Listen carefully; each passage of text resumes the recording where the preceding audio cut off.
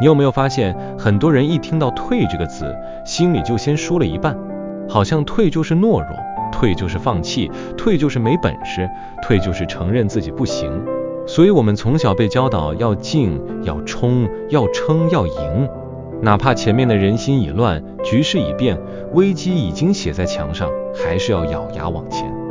可是人生最可怕的，往往不是你没有勇气前进，而是你明明该退了，却硬把后退看成羞耻，最后把自己推进更糟的局面。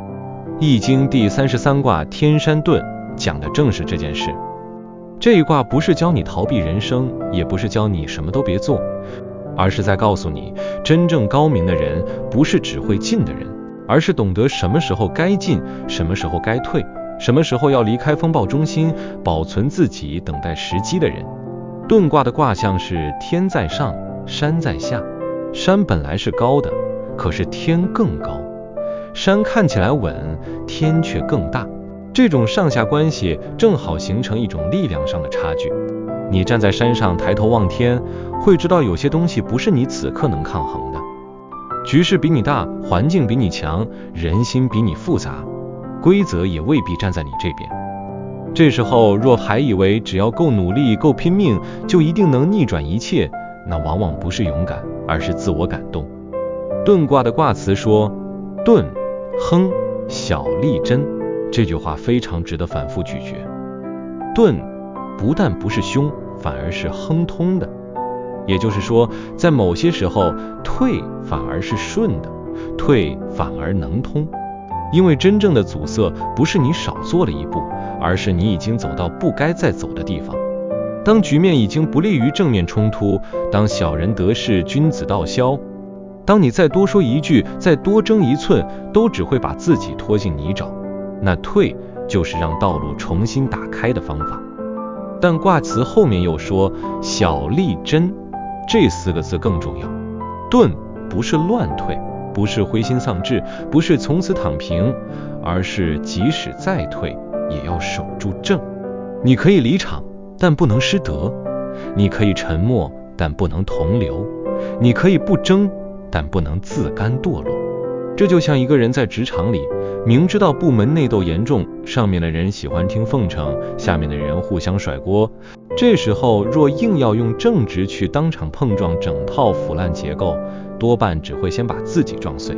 高明的做法未必是站在会议室拍桌怒吼，而可能是先收敛锋芒，不让自己成为箭靶，守住底线，等待更合适的时机，转调转职换跑道。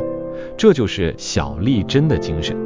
退可以，但不能把心也一起退掉；藏可以，但不能把原则也一起藏掉。大象传说，天下有山，遁，君子以远小人，不恶而言。这句话几乎把遁卦真正的修养说透了。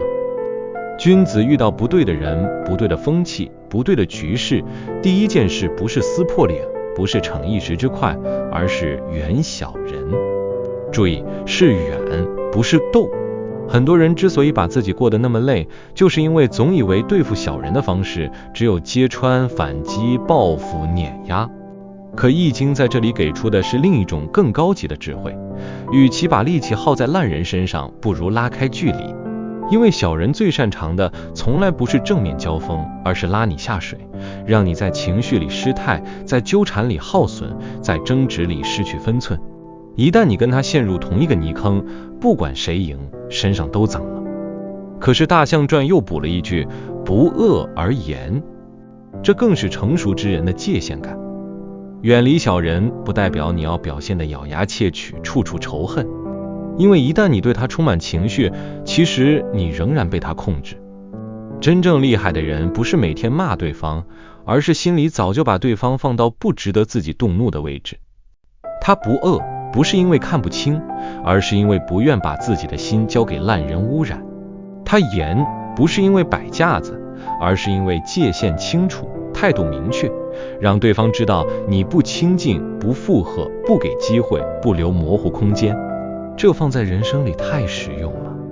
你遇到爱操控的伴侣，爱情绪勒索的家人，爱占便宜的朋友，爱挖坑的同事，最糟糕的处理方式往往不是太凶，而是太软。你一边受不了，一边又不好意思拒绝，一边知道对方有问题，一边又怕自己显得无情，结果就是你不断被消耗。遁卦告诉你，真正的慈悲不是让人踩，而是让界限存在。你不需要憎恨他，但你必须让自己的边界有硬度。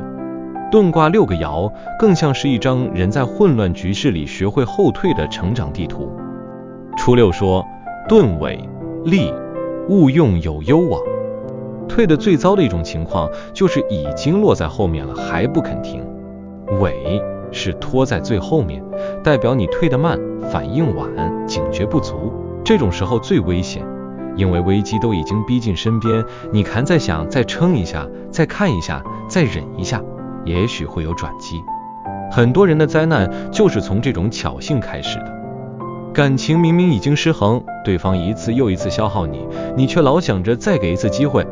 合作关系明明早就不对劲，对方承诺一拖再拖，你还想着先不要撕破脸。职场气氛明明已经变质，主管开始把责任往你身上推，你还安慰自己是不是多想了。初六的提醒非常直接，到了这一步别再往前了，不是每条路都能再试试看，有些时候再往前一步，代价就大到你承受不起。这一爻给我们的建议就是，当你已经察觉危险，不要用拖延伪装成冷静，不要用忍耐包装成成熟。有些止损越早越有力量。6.2说，直之用黄牛之革，莫之胜说。黄牛之革非常坚韧，不容易解开。这一爻讲的是手持与自制。当外在局面混乱，人最容易犯的错不是看不懂，而是忍不住。忍不住回嘴，忍不住证明自己，忍不住揭穿对方，忍不住在情绪最高的时候做决定。所以遁卦到了6.2，不是叫你乱跑，而是叫你把自己先绑稳。真正该控制的往往不是对方，而是你自己那颗不服气的心。生活中太多失败不是输在不知道，而是输在冲动。明明知道这个局不前进，还是忍不住下去争。明明知道这个人不值得，还是忍不住纠缠。明明知道这个时机不适合翻脸，还是忍不住逞一口气。6.2的智慧就在于把自己的原则、情绪、节奏绑牢。你可以不甘心，但不能失控；你可以委屈，但不能乱动。因为很多时候，能不能安全退出，不取决于外面有多乱，而取决于你内在够不够稳。9.3说，细遁有吉利，处臣妾吉。这一爻最贴近现代人的痛。细遁就是想退却退不前进，被什么东西绑住了。可能是利益，可能是关系，可能是名声，可能是自己的面子。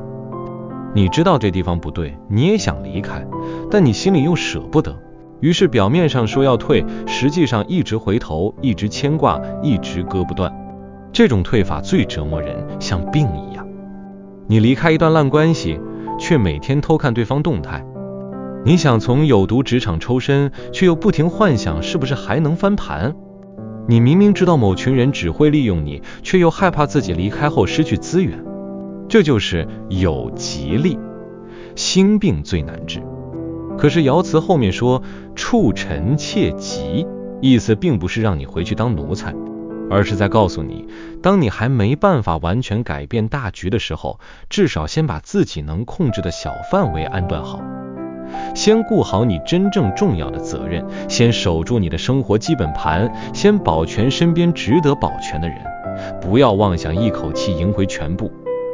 人在混乱期最怕的是大局救不了，小局也跟着崩掉。9.3的建议就是接受眼下仍有牵制，但别让牵制变成全面失控。9.4说好遁君子吉，小人否。这一爻开始漂亮了。所谓好遁，不是狼狈逃跑，而是退得体面，退得清醒，退得主动。这种退对君子是吉的，因为君子懂得把后退变成选择，而不是变成羞辱。人一旦能接受自己有些时候就是不该硬拼，内心反而自由。你不再需要每一场都证明自己，也不再把所有输赢都绑在自我价值上，这就是成熟。很多人之所以活得那么苦，是因为他凡事都要赢，结果把自己绑成一个不能退的人。可真正的高手知道，有些局不是输赢问题，而是值不值得。这段关系还值不值得维持？这份工作还值不值得耗命？这场争论还值不值得投入？这群人还值不值得同行？当你能把值不值得放到输不输得起前面，你就开始懂盾了。至于小人为什么不利，因为小人只懂眼前利益，不懂长远格局。他离不开眼前那点好处，也放不下当下那口气，所以总是退不漂亮，最后常常被局势拖着一起沉。95说，加盾真吉。到了这里，盾已经不是求生技巧，而是人格高度。加是美好，是可称许，也就是说，有一种退是让人佩服的，不是因为他怕事，而是因为他看得透。这种人知道什么叫分寸，什么叫时机，什么叫保留实力，什么叫不在错误的战场证明自己。现代社会很少鼓励这种智慧，因为大家都爱看硬刚，爱看翻桌，爱看逆袭，仿佛只有轰轰烈烈才叫有本事。可易经偏偏告诉你，真正高级的人有时候是不声不响的转身，因为他知道最重要的不是让所有人看到他多厉害，而是让自己能走得更远。这一爻给我们很重要的提醒，当你决定退的时候，不要带着怨，不要带着丑态，不要一边走一边咒骂，能够守正、安静、有风度的退出，这本身就是一种力量。你不需要把所有委屈都当场讨回来，有些公道要交给时间，有些答案要交给后来的人生。上九说，肥钝无不利，这是遁卦最自由的一个境界。肥钝不是胖，是宽裕从容，毫不窘迫。真正最厉害的退，不是被逼走，而是心里早已没有黏住。你可以走，因为你不依赖；你可以放，因为你不执着；你可以不争，因为你知道自己不是靠这一场存活。这种状态非常难得。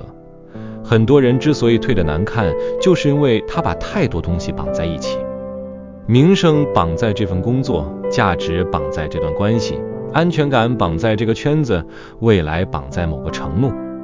所以一旦要退，他就像被拔掉全部，当然痛苦。可上九展示的是另一种人生修炼，你之所以能退得从容，是因为你的根不只种在一个地方，你有更大的眼界，更深的自持，更稳的内在，所以你离开一个错误场域，不会觉得自己一无所有。这种人无不利，因为他不是输给现实，而是超出现实当下的局限。如果要从遁卦里找出一个最核心、最能对应现代人生的主题，我认为就是5个字：有界限的退。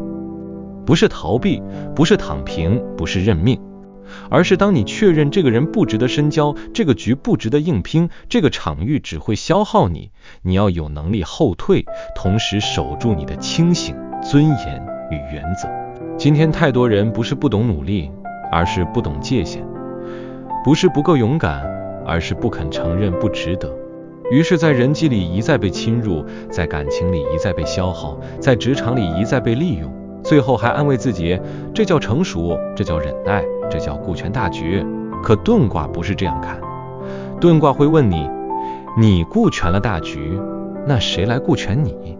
你一直向前，那你到底是在追求使命，还是在逃避承认现实？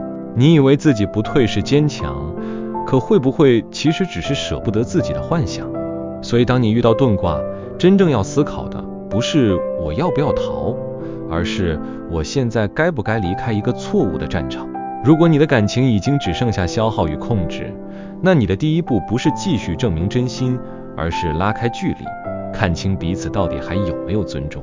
如果你的工作环境已经把正直变成原罪，把沉默变成默认，把服从变成唯一道路，那你的第一步不是更努力讨好，而是评估自己能否转身，为更长远的未来保存能量。如果你身边充满扭曲你、打压你、消磨你的人，那你的第一步不是奢望感化所有人，而是先远小人，不恶而言，先把门关好，先把界限立起来，先把你的人生主导权拿回来。但遁卦也不是要人从此畏缩，它真正高明的地方就在于，退不是终点，而是为了更好的进。君子之退，不是因为世界太难，而是因为他知道自己不能把力量浪费在不值得的地方。你今天选择不争，不代表你永远不争；你今天选择离开，不代表你永远失败；你今天选择沉潜，不代表你没有能力。很多时候，人生真正的翻盘，不是发生在你最硬拼的那一刻，而是发生在你终于停止错误消耗，开始重新整理自己的那一刻。遁是把自己从泥沼里抽出来，遁是让自己的心不再被烂人绑架，遁是承认局势未必由你掌控，但你仍然可以决定自己的脚要站在哪里。所以第33卦天山遁其实是在教我们一种很难却极有力量的人生智慧。当前进不能带来真正的通达，后退反而是一种保全。当正面冲突只会让你更乱，保持距离反而是一种清醒。当局势不利于君子，最有格局的做法不是陪小人一起沉，而是让自己先离开风暴中心，守住道，守住身，守住未来。你不是每次都要证明你敢冲，你更需要证明你看得懂。因为会进是本能，会退才是修养。敢争是血性，能止才是功夫。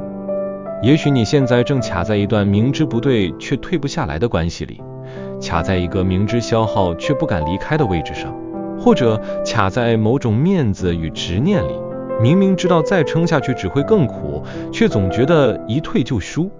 那么遁卦今天要送你的，不是懦弱的借口，而是一句更清醒的提醒。真正的输不是后退，而是在不该硬撑的地方把自己耗光。